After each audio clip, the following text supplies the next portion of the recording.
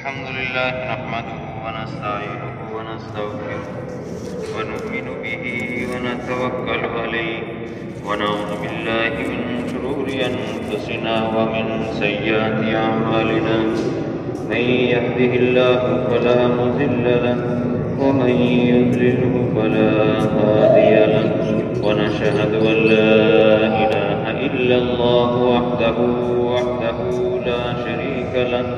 لا شريك له ولا نظير له ولا وزير له ولا مشير له ولا معين له ولا ضد له ولا ند له ولا مثل له ولا مثال له ونشهد أن سيدنا ومولانا محمدا عبده ورسوله وصل على سيد الرسل وخاتم الأنبياء المبعوث إلى خلق كافة للناس بشيرا ونذيرا وداعيا إلى الله بإذنه وسراجا منيرا قد قال الله تبارك وتعالى في كلامه المجيد والفرقانه الحميد أعوذ بالله من الشيطان الرجيم بسم الله الرحمن الرحيم ما كان محمد أبا أحد من رجالكم ولكن رسول الله وخاتم النبيين وكان الله بكل شيء عليما قال النبي صلى الله عليه وسلم أنا خاتم النبيين لا نبي بعدي أو كما قال عليه الصلاة والسلام صدق الله العظيم وصدق رسوله النبي الكريم الأمين ونحن على ذلك لمن الشاهدين والشاكرين والحمد لله رب العالمين سبحانك لا علم لنا إلا ما علمتنا إنك أنت العليم الحكيم رب اشرح لي صدري ويسر لي أمري واحلل عقدة من لساني يفقهوا قولي اللهم صل على محمد وعلى آل محمد كما صليت على إبراهيم وعلى آل إبراهيم إنك حميد مجيد اللهم بارك على محمد وعلى آل محمد كما باركت على إبراهيم وعلى آل إبراهيم إنك حميد مجيد يا رب صل وسلم دائما أبدا على حبيبك على رسولك خير الخلق كلهم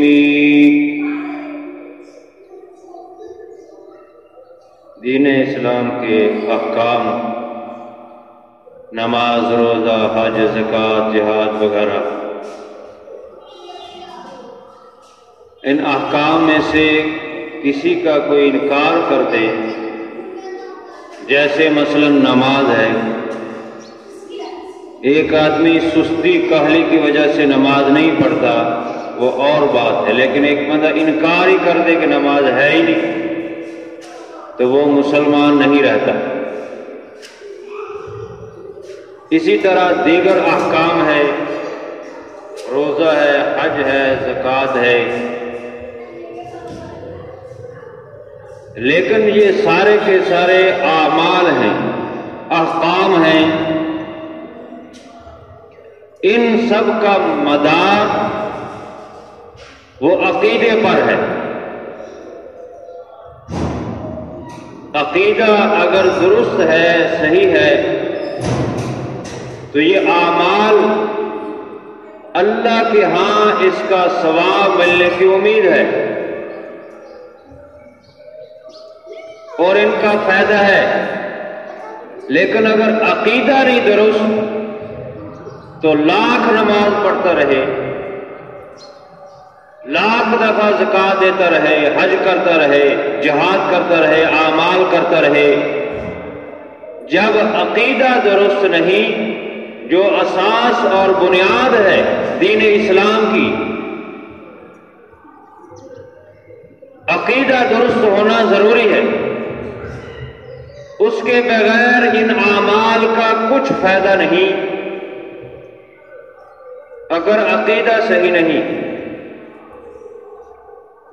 اللہ تبارک و تعالیٰ فرماتے ہیں قرآن پاک میں ایسے لوگوں کے متعلق جن کا عقیدہ درست نہیں، وہ جتنے بھی اعمال کریں گے اللہ رب العزت فرماتے ہیں فحبطت اعمالهم، ان کے سارے اعمال ضائع ہو جائیں گے۔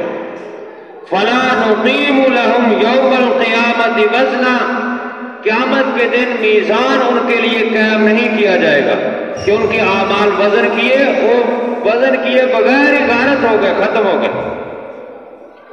جن کا عقیدہ درست نہیں، تو معلوم ہوا عقیدہ بنیاد اور اساس ہے، اس پر اسلام کی عمارت کھڑی ہے، یہ اعمال و عبادات اسی پر ہیں۔ اگر عقیدہ درست نہیں تو یہ اعمال کچھ کام نہیں آئیں گے۔ ان عقائد میں سے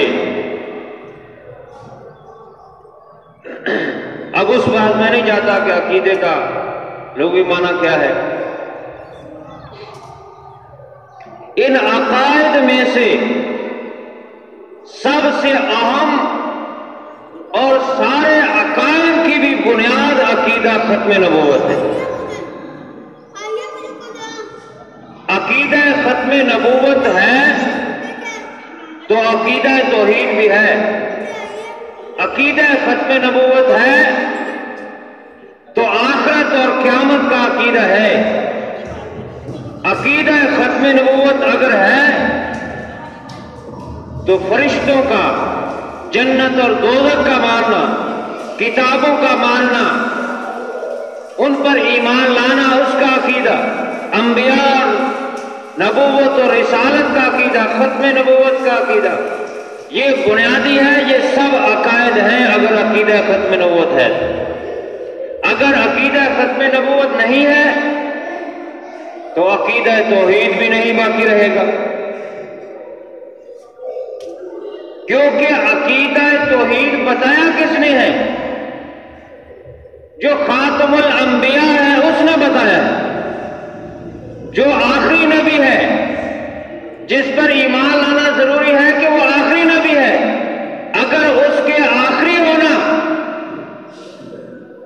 اس کا عقیدہ درست نہیں، کوئی نہ مانے کہ نبی آخری نہیں ہے، آپ کے بعد بھی نعوذ باللہ کوئی نبی ہے، تو جب اس نبی نے جس نے عقیدہ توحید بتایا ہے اس کی ختم نبوت پر ایمان نہیں تو باقی چیزیں کیسے موت پر رہیں گی؟ عقیدہ توحید بھی موت پر نہیں رہے گا، عقیدہ رسالت بھی موت پر نہیں رہے گا۔ قیامت فرشتے، اسلام کا انکار ہوگا، عقیدہ توحید کا انکار، اسلام کا انکار، جہاد کا انکار، نماز کا انکار، روزے کا انکار، عقیدہ ختم نبوت کا انکار، حج کا انکار، عقیدہ ختم نبوت کا انکار، صحابہ کرام اور اہل بیت کا انکار ہے۔ عقیدہ ختم نبوت کا انکار بیت اللہ اور مکہ کی عظمت کا انکار ہے، مدینہ منورہ کی عظمت و اہمیت کا انکار ہے۔ عقیدہ ختم نبوت کا انکار امہات المومنین کا انکار ہے۔ عقیدہ ختم نبوت کا انکار سے باقی جتنے عقائد ہیں وہ سارے کے سارے معتبر نہیں رہتے، کیونکہ اسی نبی کے ذریعے سے ہمیں یہ سارے عقیدے پتہ چلے۔ اسی نبی نے تو بتایا ہے کہ اللہ ایک ہے، اگر اسی نبی پر ایمان نہیں تو اللہ ایک ہونے کا جو عقیدہ ہے وہ کیسے درست باقی رہے گا؟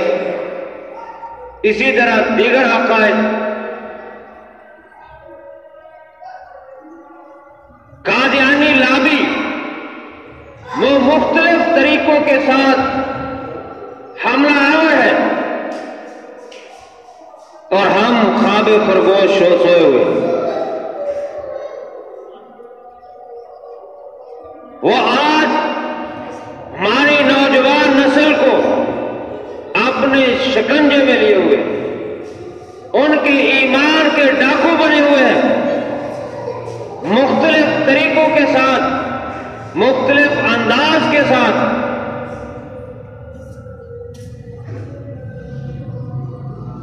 اس لیے ضرورت ہے خصوصاً نوجوان اسکول، کالج، یونیورسٹی اور کاروباری طبقہ اور وہ طبقہ جو مسجد اور مدرسے سے تعلق نہیں رکھتا، ان پر حملہ آور، ان پر محنت کر رہے ہیں، ان کے ایمان کو لوٹنے کی کوشش کر رہے ہیں مختلف انداز سے انٹرنیٹ کے اوپر۔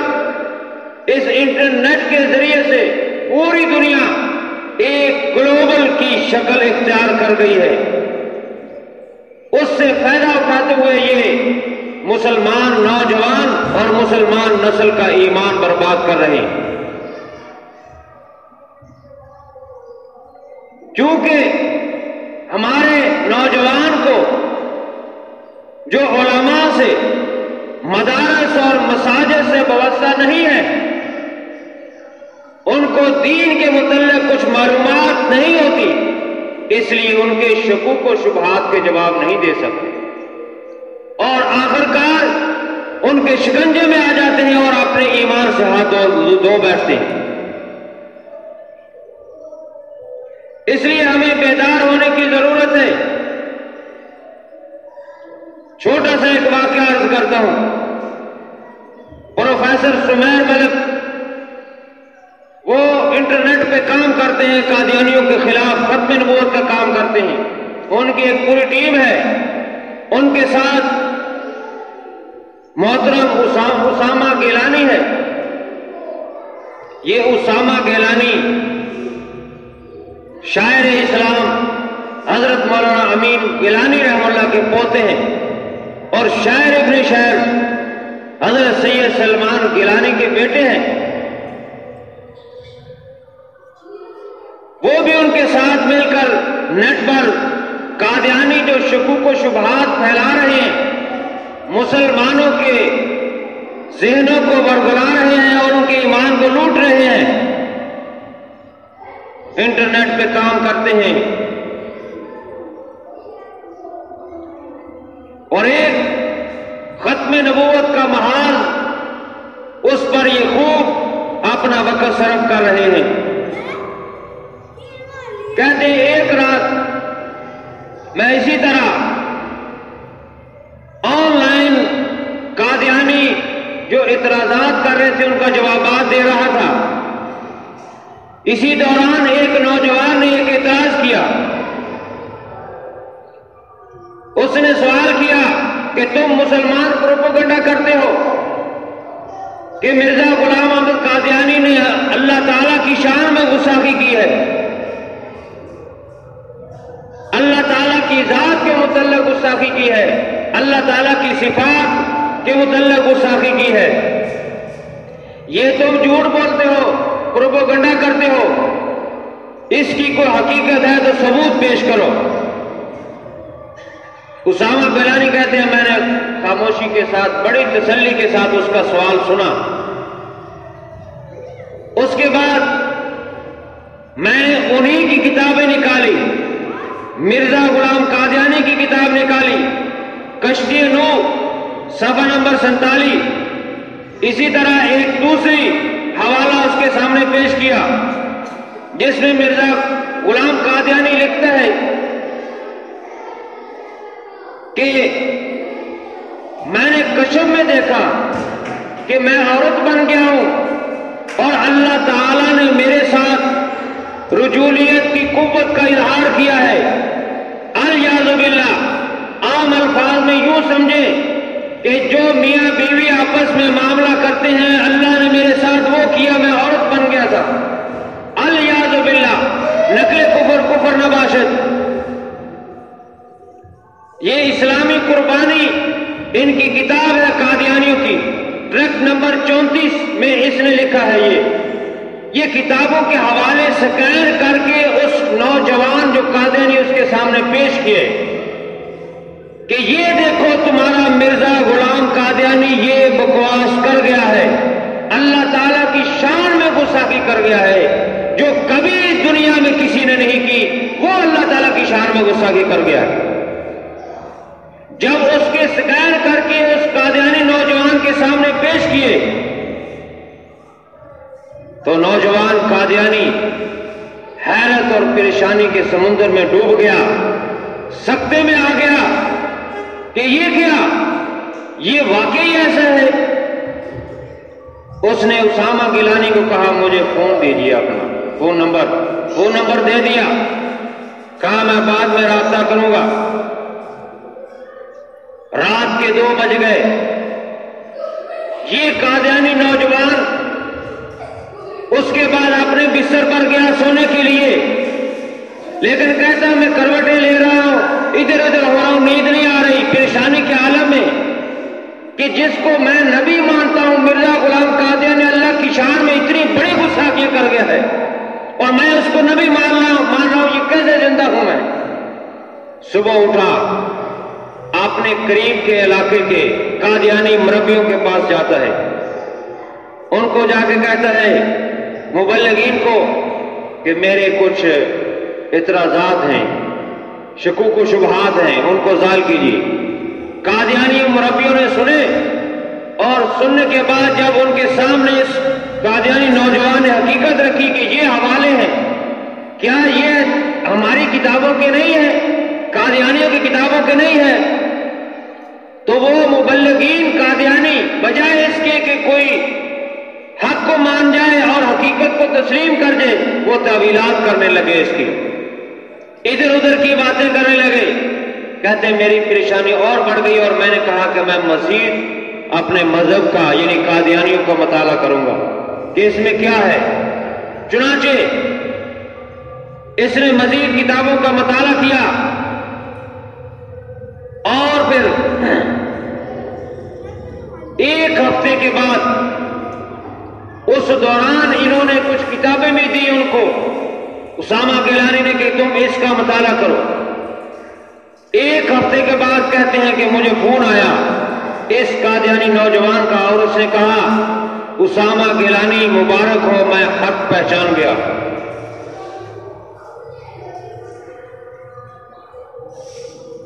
میں آپ کے پاس آنا چاہتا ہوں۔ اسامہ گیلانی نے کہا کہ آپ ٹھہریے، میں آپ کے گھر خود آتا ہوں اور آپ کو ریسیو کرتا ہوں۔ تشریف لائے اور اسامہ گیلانی نے فرمایا مرحبا، مصطفیٰ احمد صدیقی اس کا نام تھا، مرحبا، اور بڑے اچھے طریقے سے اس کی آؤ بھگت کی، اور پھر اس کو حضرت نفیس الحسینی شاہ صاحب رحم اللہ کے پاس لے گئے اور ان کو سارا واقعہ سنایا۔ شاہ صاحب نے بہت ہی اچھی قسم کی ان کو چائے اور اس کی لوازمات، اس کی آؤ بھگت کی، اور پھر حضرت شاہ صاحب کے ہاتھ پہ وہ مسلمان ہوا۔ 20 سال اس کی عمر ہے نوجوان کی۔ اس کے بعد مسلمان ہونے کے بعد اس کے خاندان والے جتنے کے ہیں سب، بہن بھائی، والدہ، عزیز و قارب، حتیٰ کہ اس کے ماموں وغیرہ سب قادیانی، اور اس کی طرف سے بہت مشکلات اس کے لیے آئی، لیکن وہ ڈٹا رہا اور کئی مناظرے کیے اس نے قادیانیوں کے خلاف، اور ختم نبوت کے کام کے لیے اپنے آپ کو پیش کیا، مجاہد ختم نبوت بن گیا۔ 2 سال کے بعد ایک روڈ حادثے میں اس کا انتقال ہو گیا۔ چونکہ روڈ حادثہ تھا گویا کہ وہ شہید تھے۔ اب قادیانیوں نے اس کی میت کو اپنے قبضے میں لے لیا، جبکہ مسلمانوں کا مطالبہ تھا کہ یہ مسلمان تھا لہذا ہمارے حوالے کیا جائے، لیکن قادیانیوں وہ کسی بھی طریقے سے ماننے کے لیے تیار نہیں تھے۔ چنانچہ اس کی ایک بہن، اس نے باہر سے آنا تھا، قادیانیوں نے سرد خانے میں اس کی میت کو رکھ دیا۔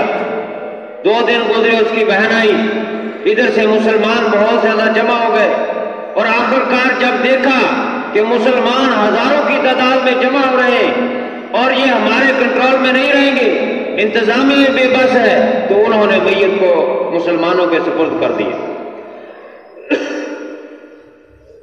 مسلمانوں نے جب اس کو اپنے قبضے میں لیا، 40 گھنٹے اس کی وفات کو ہوئے وہ گزر گئے، لیکن دیکھتے ہیں کہ اس نوجوان کا چہرہ ایسے پھول گلاب کی طرح چمک رہا ہے اور اس کے جسم سے خوشبو آ رہی ہے۔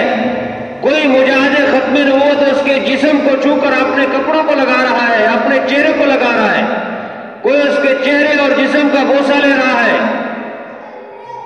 آخری وقت جب اس کو دفنانے کے لیے جنازہ پڑھانے کے بعد ہمارے شیخ استاد حضرت مولانا محب النبی صاحب بھی اس جنازے میں شریک تھے، مولانا عبد الرحمان صاحب نے جنازہ پڑھایا۔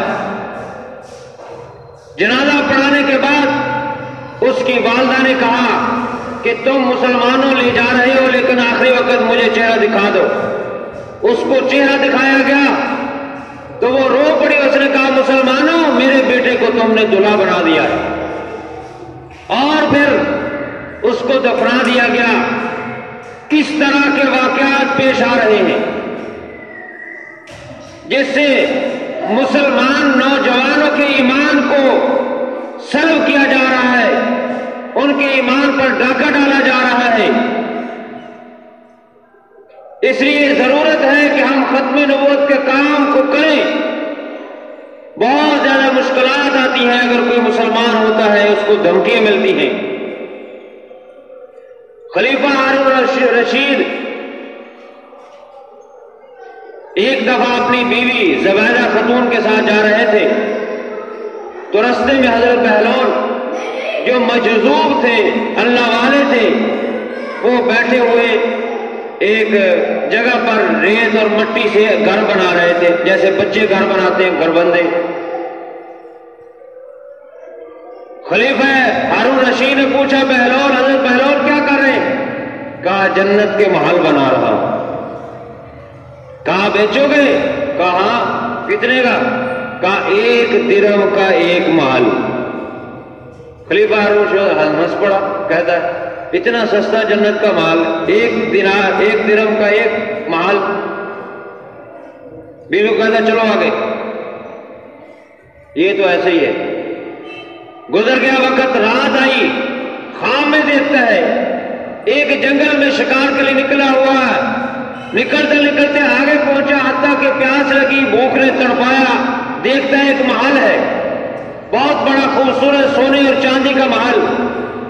اس محل کو دیکھ کر حیران ہوا اور دروازے پر دیکھتا ہے اس کی بیوی زبیدہ خاتون کا نام لکھا ہوا، جس نے پہلے دن اپنے پاس 1 درہم لے کر حضرت بہلول سے وہ خرید لیا تھا کہ یہ گھر جو جنت کا مال 1 درہم کا بیچ رہے ہو۔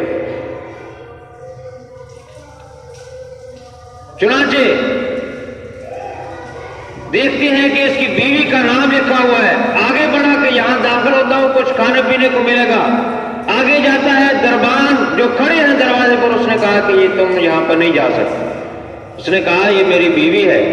اس نے کہا تمہاری بیوی ہے لیکن یہاں جنت میں محل اپنے، یہاں تم داخل نہیں ہو سکتے۔ آنکھ کھلی، پریشان ہوا، اپنے دربانوں اور خادموں کہا اونٹ اور گھوڑے کو تیار کرو، اس پر بیٹھا، پھر وہیں پر پہنچا تو حضرت بہلول وہی کام کر رہے تھے، گھر بنا رہے، گھروندے۔ کہا کہ بیچو گے یہ محل؟ اس نے کہا ہاں بیچوں گا۔ حضرت بہلول نے کہا کتنے کا؟ کہا تمہاری جتنی سلطنت ہے ساری کی ساری اس کے بدلے میں دینی پڑے گی، تب یہ ملے گا۔ کہا یہ کیا؟ کل تم 1 درہم کا یہ محل بیچ رہے تھے، آج تم اس کی قیمت ساری سلطنت؟ کہا ہاں، کل تم بغیر دیکھے تم خرید رہے تھے تو اس کی قیمت یہ تھی، آج تم نے دیکھ لیا ہے، آج دیکھ کر خرید رہے ہو۔ جنہوں نے ختم نبوت کی مٹھاس اور اس کی حلاوت کو پہچان لیا ہے اور اس کو پایا ہے، ان کو معلوم ہے یہ کام کتنا اہمیت اور فضیلت والا ہے۔ جتنے کام ہیں ان کاموں میں سے، ان کالوں میں سے سب سے اہم ترین کاز ختم نبوت کا کاز ہے۔ اس کی اہمیت اور فضیلت اگر پوچھنی ہے تو حضرت حبیب بن زید سے پوچھئے، حضرت ابو مسلم خلوانی سے پوچھئے، حضرت عمر بن خطاب سے پوچھئے، وقت ہی میں نبوت کے لیے کام کرنا، اپنے آپ کو پیش کرنا، ختم نبوت کے مجاہدین اور ختم نبوت کا کام کرنے والے ان کے مدعو معاور بننا، یہ بہت اہمیت کا حامل ہے۔ اسی سلسلے میں جیسا کہ آپ کو معلوم ہے، آنے والا بدھ 8 دسمبر کو ہم نے لوگوں خصوصاً نوجوان نسل، کالج، یونیورسٹی اور ہمارا عام نوجوان جو ہے اس کے لیے ختم نبوت انعام گھر کے نام سے ایک بہت ہی عظیم الشان پروگرام رکھا ہے، جس میں بہت اچھے انعامات ہیں، جیسے موٹر سائیکل ہے، سائیکل ہے، واشنگ مشین ہے اور دیگر بہت قیمتی انعامات ہیں اس میں۔ اور ختم نبوت کے متعلق آسان سوالات پوچھے جائیں گے، بہت ہی دلچسپ پروگرام ہوتا ہے، ایک دفعہ ضرور سنیں، چاہے تھوڑے وقت کے لیے آئیں۔ 8 دسمبر کو بعد از نماز مغرب شروع ہو جائے گا، یہاں لیاقت چوک کے پاس فیصل شادی حال ہے، اس میں آپ تمام حضرات اس میں ضرور شرکت کریں اور عقیدہ ختم نبوت کے لیے اپنے آپ کو پیش کریں۔ اللہ تعالیٰ مجھے اور آپ کو عمل کی توفیق عطا فرمائے۔ وآخر دعوانا الحمدللہ رب العالمین۔ سنتے جاکر